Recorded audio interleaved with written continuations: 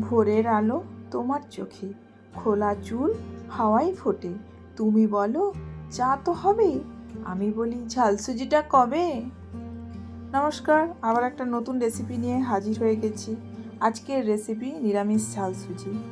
সকালের নাস্তা কিংবা বিকালের টিফিন বা হালকা ক্ষুধা মেটানোর জন্য ঝালসুজি বেশ উপযুক্ত। ঝালসুজি স্বাদে যেমন অসাধারণ, তেমনি পুষ্টিগুণেও ভরপুর। অল্প সময়ে ও কম উপকরণে এটি বাড়িতে সহজেই তৈরি করা যায়। প্রথমে একটা বাটি সুজি নিয়ে নিয়েছি, সঙ্গে একটা গাজর টুকরো করে কেটে নিয়েছি, ক্যাপসিকাম নিয়ে নিয়েছি, একটা আলু ছোট করে ডুমো ডুমো করে কেটে নিয়েছি, 5-7টা মটরশুঁটি ছাড়িয়ে নিয়েছি, একটা লেবু টুকরো করে কেটে রেখেছি, একটি কাঁচা লঙ্কা ছোটো ছোটো কুচো কুচো করে নিয়ে নিয়েছি, চিনাবাদাম নিয়েছি, কাজু কিশমিশ, আর সঙ্গে যেটা খুব ইম্পর্ট্যান্ট জিনিস কারি পাতা নিয়েছি, এবং ফোড়নের জন্য কালো সর্ষে আর ঘি নিয়ে নিয়েছি। প্রথমেই গ্যাস ওভেনটাকে জ্বালিয়ে নিলাম, একটা ফ্রাইং প্যান নিলাম, ফ্রাইং প্যানটাকে গ্যাস ওভেনের উপর বসিয়ে তাতে চিনাবাদামটা দিলাম, চিনাবাদামটা কয়েক মিনিট ভেজে নিলাম, ভেজে সেটাকে একটি অন্য পাত্রে তুলে রাখলাম।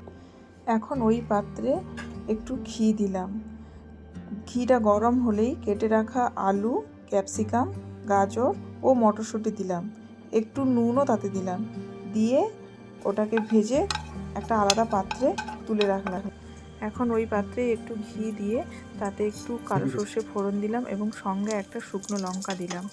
ওইটা ভাজা হলেই তার সঙ্গে কয়েক টুকরো কারি পাতা দিয়ে ফোড়নটা একটু ভাজা হলেই তাতে এক বাটি সুজি ঢেলে দেব। এখন ওই সুজিটাকে 1 মিনিট হালকা আঁচে ভেজে নেব। একটু লাল লাল হয়ে এলেই উপর থেকে ভেজে রাখা আলু, ক্যাপসিকাম, গাজর ও মটরশুঁটি এবং কাজু কিশমিশ ও কাঁচা লঙ্কা দিয়ে আধা মিনিট ভেজে নেব। এরপর উপর থেকে অল্প অল্প করে জলের ছিটে দিতে থাকবো আর তারই সঙ্গে সুজিটাকে নাড়তে থাকবো। এবার উপর থেকে একটু মিষ্টির জন্য চিনি, নুন আর একটু চটপটার জন্য একটু লেবু দিয়ে নেড়েচেড়ে নেব।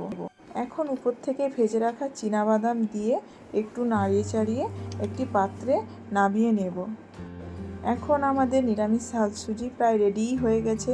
এবার খেয়ে দেখার পালা। আপনারাও বানিয়ে দেখুন, খেতে অসাধারণ হবে। আর কমেন্ট করে জানাবেন খেতে কেমন হয়েছে। এবং আমাদের চ্যানেলটিকে সাবস্ক্রাইব করুন, পাশে থাকা বেল আইকনটিকে প্রেস করে আমাদের সঙ্গে থাকুন।